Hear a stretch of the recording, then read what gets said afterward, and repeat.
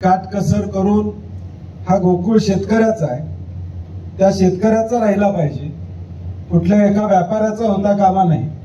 ही भूमिका या 4.5 वर्षामध्ये आम्ही प्रामुख्याने सगळ्यांनी घेतली आणि म्हणून मालकी गोकुळची या गोकुळला अवलंबून असणाऱ्या शेतकऱ्यांची असली पाहिजे। जे आमच्या भगिनी दूध काढतात, म्हशीची गायीची निगा राखतात, ते खरे मालक असले पाहिजेत। या भूमिकेतून आम्ही सर्व संचालक मंडळाने काम केलं।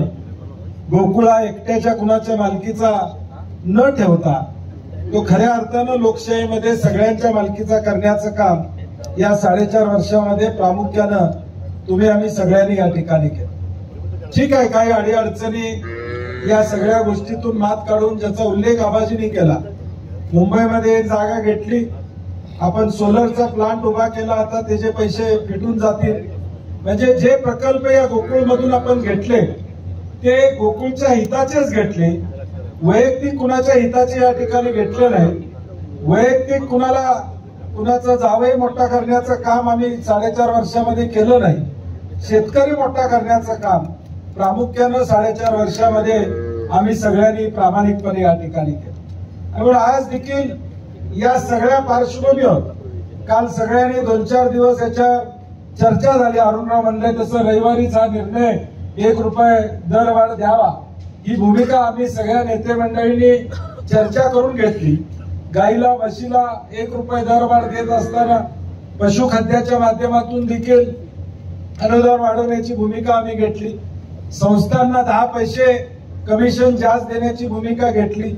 हे सगळे निर्णय घेण्यामागचं कारण काय? आपुलकी आणि प्रेम हे संस्थेबद्दल आणि शेतकऱ्याबद्दल आमचं आहे।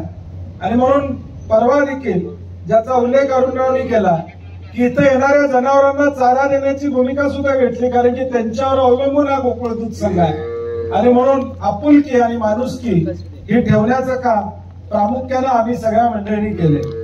डिबेंचरच्या बाबतीत देखील मुश्रीफ साहेब असो आमची चर्चा झालेली आहे। एक समन्वयाचा तोडगा उद्याच्या भविष्यकाळात कायमस्वरूपी काढण्याची भूमिका आमची सगळ्यांची या ठिकाणी असणार आहे, ज्याचा उल्लेख चंद्रजीत मेरकेंनी केला। इन्कम टॅक्स भरून जर आपल्याला परवडत असेल, उद्या प्रोजेक्ट एखादा उभा करायचा असेल तर प्रोजेक्टसाठी वेगळा निधी काढून आपल्याला काय करता आलं तर या उद्याच्या भविष्यकाळात या जिल्ह्यामध्ये पुन्हा डिबेंचरचा विषय येणार नाही, या दृष्टीनं आम्ही पावलं उचलू, हा विश्वास या निमित्ताने मी आपल्याला या ठिकाणी देतो। परंतु आज ज्या काही गोष्टी घडल्यात, मला वाटतंय आबाजी जुलैच्या बैठकीमध्ये डिबेंचरचा विषय बोर्डात आला होता। बोर्डात कोणी विरोध केला का? नाही ना, सह्या आहेत ना? हा, ते जाहीर करा सह्या केलेल्या कोणी। हा, त्यामुळे माझा म्हणण्याचा उद्देश काय की ज्यावेळी बोर्डात निर्णय होतो त्यानंतर परत तिथं मान्य करायचा आणि मग त्या ठिकाणी दुसरी भूमिका घेणं संयुक्तिक नाही असं मला वाटतंय। तो भाग वेगळा असला तरी वसुबारसाच्या निमित्तानं या डिबेंचरवर सुद्धा कायमस्वरूपी तोडगा काढण्याची भूमिका आमच्या सगळ्यांची राहील, हा विश्वास या निमित्तानं देतो। आणि सदैवपणे हा गोकुळ दूध संघ हा शेतकऱ्याच्या हिताचे निर्णय घेणारा आजपर्यंत आम्ही गेल्या 4.5 वर्षात केलेल्या उद्याच्या भविष्यकाळात देखील या ठिकाणी करू, ही ग्वाही देतो। आज वसुबारसाच्या निमित्तानं गाईचं पूजन केलेलं आहे। नरके साहेब, मी गाईसारखा नम्र वात्सल प्रिय असा आहे, तुमचं लक्ष नाही, हा भाग वेगळा। त्यामुळं निश्चितपणे या निमित्तानं कधी गाय मारते, त्या निमित्तानं आपण सगळं चांगली दिशा या गोकुळा देण्याचा प्रयत्न आपण सगळ्यांनी येणाऱ्या भविष्यकाळात करूया, एवढीच अपेक्षा व्यक्त करतो। दिवाळीच्या मनापासून शुभेच्छा या निमित्तानं देतो आणि माझे 2 शब्द संपवतो। जय हिंद, जय महाराष्ट्र।